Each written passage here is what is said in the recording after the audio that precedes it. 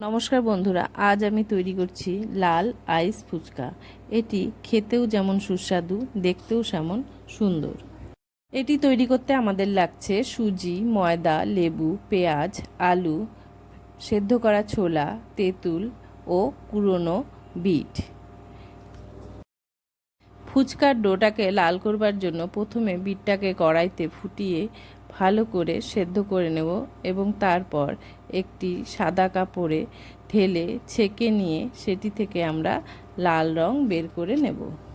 আমরা ডোটা মাখতে কোনো জলের ব্যবহার করব না, এই বিটের কালারটা দিয়েই আমরা ডোটাকে মাখব।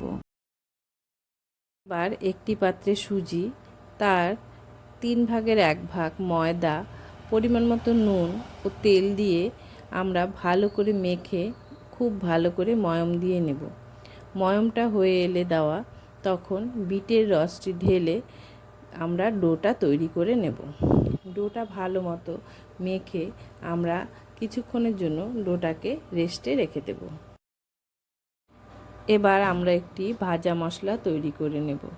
মশলাটা ভালো করে ভেজে নিয়ে এই মশলাটা আমরা আলু মাখা ও টক জলে ব্যবহার করব। এবার আমরা ফুচকার আলুটাকে ভালো করে মেখে নেব।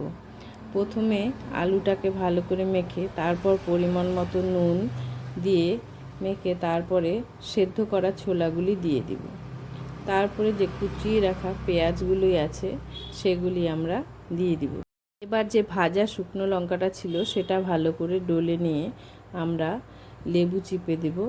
তারপর কাঁচা লঙ্কাটাকে ভালো করে মেখে নেব আলুটার সাথে।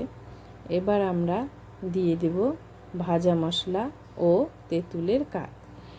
সব কিছু দিয়ে ভালো করে মেখে নিয়ে তারপর আমরা বিটের রসটি আলুর মাখার মধ্যে ঢেলে দিব। তাহলে আমাদের আলু মাখাটাও দেখতে বেশ লাল লাল হবে। ফুচকার টক জলটা তৈরি করে নেব।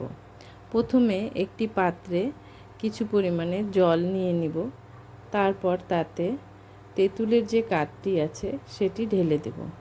তারপরে পরিমাণ মতো নুন, চিনি দিয়ে দেব। এরপর কিছু লেবু টুকরো করা আমরা তাতে মিশিয়ে নেব। তারপর আমরা যে ভাজা মশলাটি তৈরি করেছিলাম এখানে সেটি দিয়ে দেব এবং অল্প পরিমাণে চিলি ফ্লেক্স এখানে আমরা দিয়ে দেব। এখন যেহেতু চারদিকে প্রচণ্ড গরম, তাই সব কিছু আমাদের একটু ঠান্ডা হলেই খেতে ভালো লাগে। তাই আমরা ফুচকার জলটিতে কিছু বরফের টুকরো মিলিয়ে বেশ সুন্দর করে মেখে নেব। এবার আমরা যে লাল ডোটা তৈরি করে রেখেছিলাম সেখান থেকে বড় বড় করে লেচি কেটে আমরা লুচির মতো বেলে নেব। তারপর কোনো ঢাকনার সাহায্যে ছোট ছোট ফুচকার আকার দিয়ে কেটে নেব। কেটে নিয়ে একসাথে করে ফুচকাগুলোকে কিছুক্ষণ হাওয়ায় বা রোদে রেখে শুকিয়ে নেবেন, তাহলে তেলে দিলে ভালো ফুলে উঠবে। এবার একটি কড়াইতে তেল চড়িয়ে তাতে ফুচকাগুলো একে একে দিয়ে দিন। গ্যাসের ফ্লেমটা খুব বেশি হাই রাখবেন না, তাহলে ফুচকাগুলো ভেতর থেকে কুড়মুড়া হবে না, ভেতরটা নরম থাকবে। মিডিয়াম হিটে আস্তে আস্তে ভেজে নিন ফুচকাগুলো। দেখুন ময়ম ভালো হওয়াতে আমার প্রতিটি ফুচকায় কি সুন্দর ফুলে ফুলে উঠছে। এবার খাবার জন্য একেবারে তৈরি লাল আইস ফুচকা আপনারা তৈরি করুন এবং খেয়ে দেখুন এটা কতটা সুস্বাদু।